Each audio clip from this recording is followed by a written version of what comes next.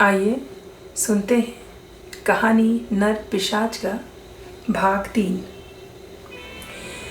अपनी मानसिक स्थिति को सामान्य करने के उपक्रम में अंकिता ने ड्राइवर से पूछा, सुनो, मैं साथ में पानी लाना भूल गई हूँ। आगे हाईवे में दुकान मिले तो कार रोक देना। मैडम जी, इतनी रात को आप अकेले हो, हाईवे में गाड़ी रोकना ठीक नहीं होगा। रात का वक्त है, पता नहीं दुकान में किस तरह के लोग बैठे हुए हों। आपका इस तरह गाड़ी रुकवाना उचित नहीं। आपको कार में अकेला देखकर कहीं वे लोग परेशान न करने लगे। आपको चलते समय घर से पानी लेकर निकलना चाहिए था। वैसे मेरे पास पानी है, आप कहें तो मैं दे दूं? ड्राइवर ने उसे हिदायत देते हुए पानी के लिए पूछा। दे दीजिए, गला सूख रहा है।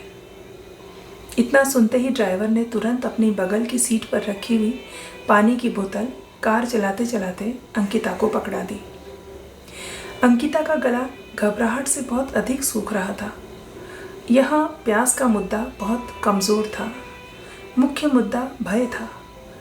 उसने फटाफट ढक्कन खोला और बोतल मुंह से लगाने ही वाली थी कि उसे बोतल से षड्यंत्र की बू आने लगी। उसे लगा कि ड्राइवर ने पानी में न जाने क्या कुछ मिला रखा है और वह इसे पीते ही बेहोश हो जाएगी। और उसके बाद संभावित दुर्घटना का भय करंट बनकर उसके सारे शरीर में दौड़ गया। अंकिता ने बोतल वापस बंद कर ड्राइवर को पकड़ा दी। ड्राइवर ने बिना गर्दन घुमाए बस हाथ पीछे की ओर किया और बोतल पकड़ ली। फिर बोतल को सीट पर फेंकते हुए अंकिता से पूछा, क्या हुआ मैडम, आपने तो पानी पिया ही नहीं। अभी तो आप कह रही थी कि आपको बहुत प्यास लगी है। नहीं, प्यास नहीं लग रही है। मुझे लगता है मुझे पापा की तबीयत के बारे में सोचकर घबराहट हो रही है और इसी वजह से ऐसा महसूस हो रहा है। अब तुम मुझे ये बताओ कि तुम बार बार शीशे से मुझे क्यों देख रहे हो?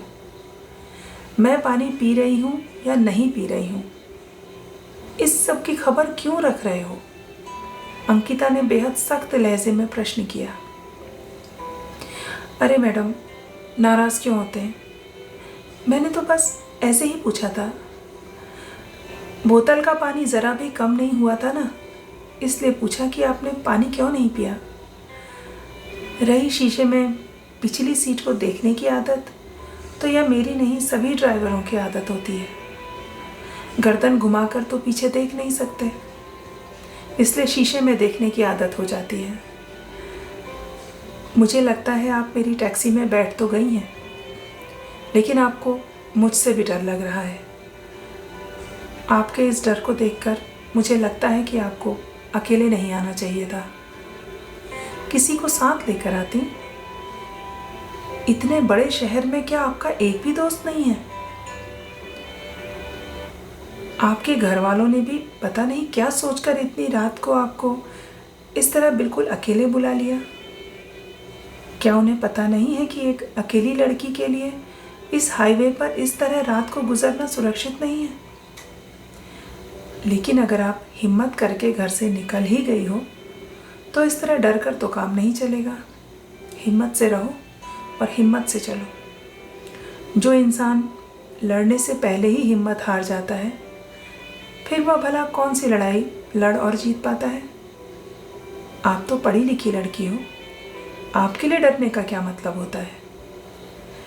मैं उम्र में आपसे बड़ा हूँ, इस लिहाज से इतना तो आपको समझा ही सकता हूँ। अच्छा, मान लो कि मैं एक बुरा इंसान हूँ, तो आप क्या करोगे? आप जिस तरह से बार बार मेरी हर हरकत पर ध्यान दे रही हैं, अगर कुछ गलत हो भी गया तो आप अपने बचाव के लिए करोगे भी क्या?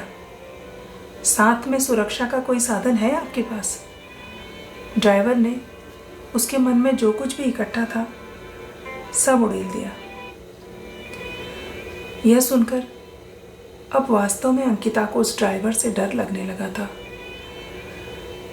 उसे महसूस हो रहा था कि वह उसका कॉन्फिडेंस लेवल चेक कर रहा है और यह जानने की कोशिश कर रहा है कि उसके पास कोई हथियार है या नहीं है।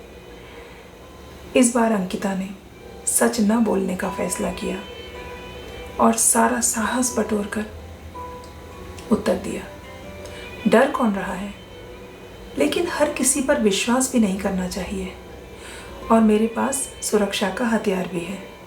यह मत सोचना कि मैं इतने अंधेरे में अकेली निहत्ती ही तुम्हारे साथ निकली हूँ। देखो, मुझे पहले से ही बहुत तनाव हो रहा है। तुम बस चुपचाप कार चलाओ और जितना जल्दी हो सके मुझे घर पहुँचा दो। पता नहीं पापा कैसे होंगे। अगर आपने अपने पापा के बारे में जानना है तो अभी अपने घर फ़ोन कर लो। थोड़ी देर बाद फ़ोन लगेगा भी नहीं, कवरेज की समस्या आने लगेगी। ड्राइवर ने फिर बिना मांगे सलाह दी और यह एक बार फिर भय उत्पन्न करने वाली सलाह थी। हेलो मम्मी, मैं चल चुकी हूँ और शहर भी क्रॉस कर लिया है। हाईवे पर आ गई हूँ और जल्दी ही घर पहुँच जाऊँगी। आप हिम्मत रखना और चिंता मत करना। ये बताइए, अभी पापा की तबीयत कैसी है? अंकिता ने सारी बातें संक्षेप में समेटकर माँ के सामने प्रस्तुत कर दी। तेरे पापा अभी आईसीयू में हैं। तू जल्दी आ जा बेटा, मैं तो बस तेरा इंतज़ार कर रही हूँ। तेरे बिना यहाँ सब कुछ रुका हुआ है, माँ ने उदासी के साथ उत्तर दिया। लेकिन आप मेरा इंतज़ार क्यों कर रहे हो? 1.5 घंटा एक लंबा पीरियड होता है, इसलिए जो भी डॉक्टर कह रहे हैं वह कर दो। तब तक मैं भी पहुंच जाती हूँ। कहीं आपका ये मेरे लिए रुकना पापा के लिए भारी ना पड़ जाए। आप ही बताओ, भला ऐसा कौन करता है? देख, मुझे इन सब बातों का कुछ अंदाज़ नहीं है कि कैसे क्या करना है। अब तू ही आकर संभालना। मैंने भी अनोखा क्या करना है मम्मी? प्रतीक को घर भेजकर चेक बुक मंगवा लो या रुपया ऑनलाइन ट्रांसफ़र कर दो। उसको आता है, वो कर देगा। इस तरह देर करना पापा के लिए ठीक नहीं है। कहते हुए अंकिता के स्वर खींच उठे थे। इसी के साथ भाग 3 समाप्त होता है। अगले भाग के साथ जल्द ही आती हूँ। नमस्कार।